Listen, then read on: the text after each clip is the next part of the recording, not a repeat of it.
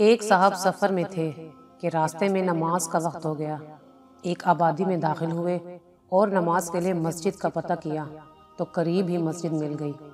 جب نماز کے لیے مسجد میں جانے لگے تو خیال آیا کہ اپنی سواری یعنی گھوڑا کس کے حوالے کروں، کہیں ایسا نہ ہو کہ میری غیر موجودگی میں کوئی میری سواری اور اس پر لگی پیش و قیمت زین جو کہ گھوڑے کی کمر پر باندھتے ہیں چوری کر لے۔ ابھی وہ اسی شش و پنج میں تھے کہ ان کی نظر ایک نوجوان پر پڑی جو انہی کی طرف دیکھ رہا تھا۔ لڑکے کو اشارہ کر کے بلایا اور کہا کہ بیٹا میں مسافر ہوں، نماز کا وقت ہو رہا ہے، کیا میرے نماز ادا کرنے تک تم میرے سامان اور سواری کی حفاظت کر سکتے ہو؟ لڑکے نے کہا کیوں نہیں، آپ بے فکر ہو کر نماز کے لیے جائیں، میں آپ کے سامان کے پاس کھڑا ہوں۔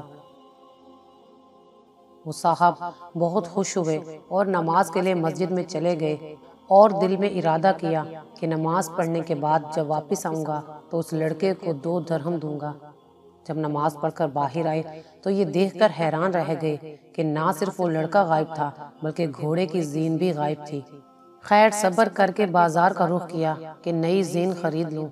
ایک دکان پر رکے تو دیکھا کہ ان کی وہی زین اس دکاندار کی دکان میں لٹکی ہوئی ہے۔ انہوں نے دکاندار سے کہا کہ یہ زین تمہارے پاس کیسے آئی؟ اس نے جواب دیا کہ ابھی ایک لڑکا 2 درہم میں بیچ کر گیا ہے۔ ان صاحب نے اپنا ماتھا پیٹ لیا اور بولے ارے اللہ کے بندے، تھوڑا صبر کر لیتا تو یہ 2 درہم حرام نہ ہوتے۔ دکاندار نے پوچھا تو انہوں نے سارا واقعہ سنایا اور یہ بھی کہ میں نے نماز پڑھنے سے پہلے ہی سوچ لیا تھا کہ نماز پڑھ کر اس لڑکے کو 2 درہم دوں گا، مگر افسوس جلد بازی کی وجہ سے اس نے اپنی کمائی حرام کر لی۔ اگر صبر کر لیتا تو یہی 2 درہم اسے ملتے، مگر جائز طریقے سے ملتے۔